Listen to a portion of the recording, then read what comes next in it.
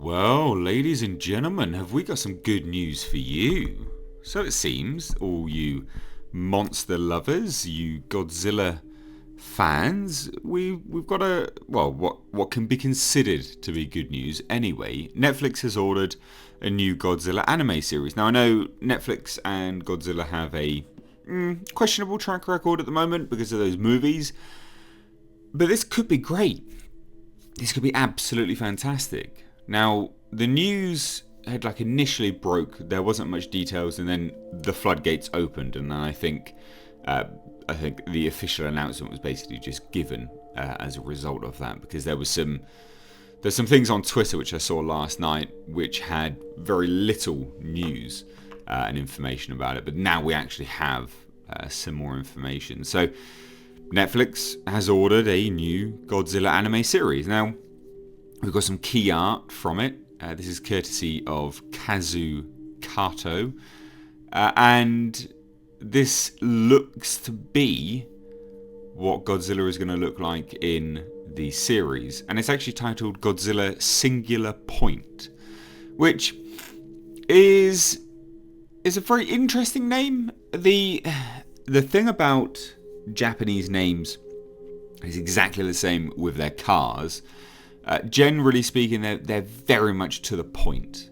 They are, they kind of mean what they mean to say.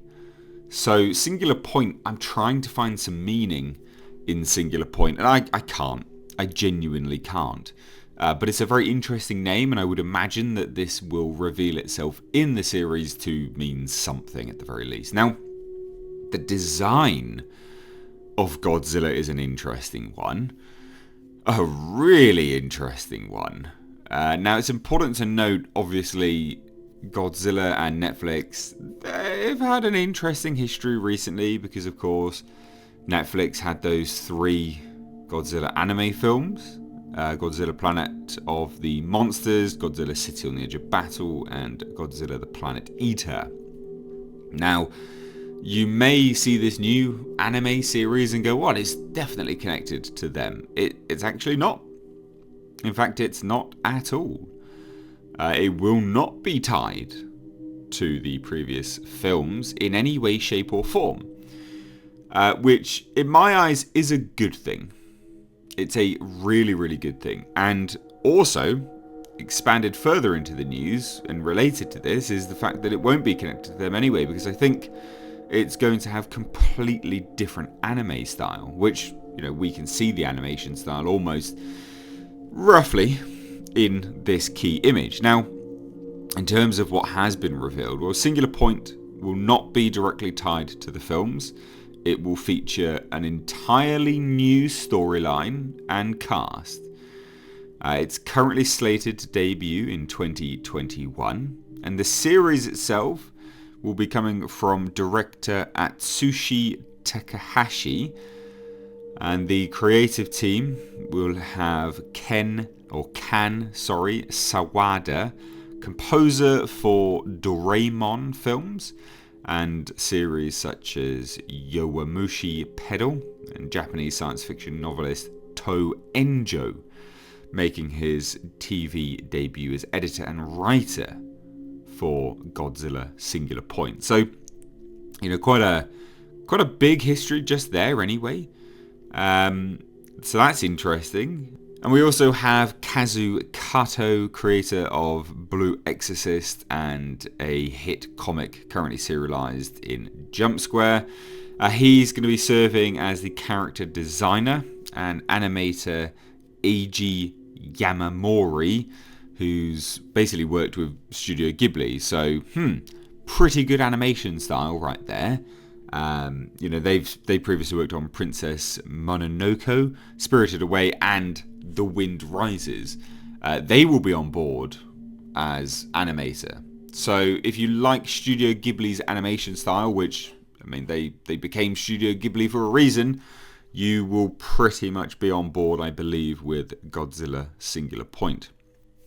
Now, Anime Studio Bones will be producing this in partnership with Studio Orange, which will, again, it does state here, this is where I start to get a little bit concerned, but it says combining hand-drawn and CG animation styles. So I'm hoping, it's going to lean more towards the hand-drawn stuff. Again, Netflix has a really rocky history of animes currently. They have some good and some bad. I think some of the worst ones recently have obviously been the Godzilla stuff. I don't personally like the CG animation style.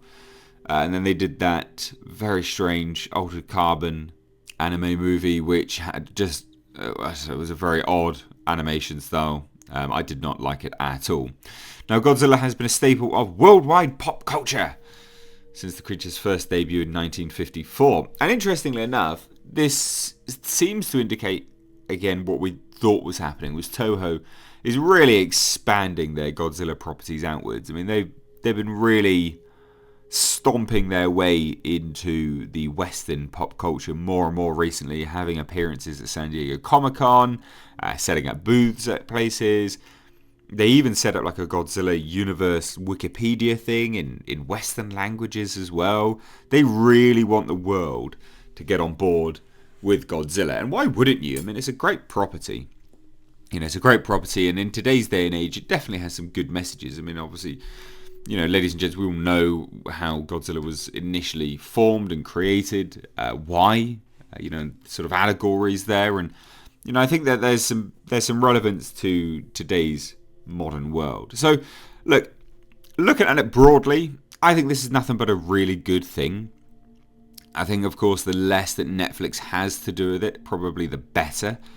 I don't think Netflix is the best at producing shows and things like that. They do buy a lot, but they're not the best at producing. But because Anime Studio Bones will be producing this alongside Studio Orange, it gives it a little bit more hope and confidence. I just hope it's nothing like the CG movies that came out. Those, again, for me, I'm sure plenty of people liked them, but just for me, I wasn't a fan of them. I found them to be a little bit of a drag. And I know that they definitely have their fans. But the fact that they've got people who worked on Studio Ghibli on board for this, I'm excited for this. And the design of Godzilla is a really interesting one. You can see the evolution of his fins, the dorsal plates in that design. I mean, they are still there. There is some level of that iconic design in there, and it almost looks like there's some shades of the legendary Godzilla, even directly spliced in with a bit of Shin Godzilla. And I know I'm sort of broadly stroking this here, but it does almost look that way.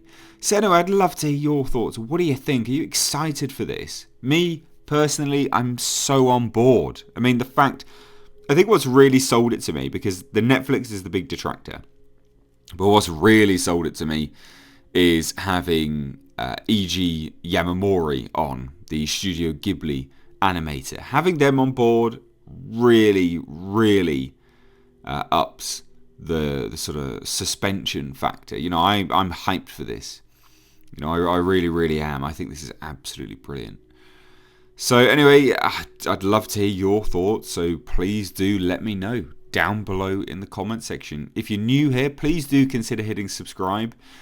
Ladies and gents, the channel and YouTube and things like that, it's pretty garbage time at the moment. YouTube seems to be sandboxing the channel. So if you're new here, consider hitting subscribe. And if you're a returning subscriber and you haven't subscribed yet, then just consider it. It would mean the world to me. And if you don't get notifications, there's a reason why. It's because, well, one, you don't have the notification button set to all, or YouTube, like I said, is kind of sandboxing the channel. So, it pays to have a look at these things if you want to stay up to date on all of this stuff. Now, I do actually share videos over on my Twitter at MrHReviews. So, if you want to be notified and YouTube isn't doing it, then head on over there. But anyway, I've said enough. I'm going to go get a morning coffee. Thank you all so much for watching. I've been Mr. H. Take care.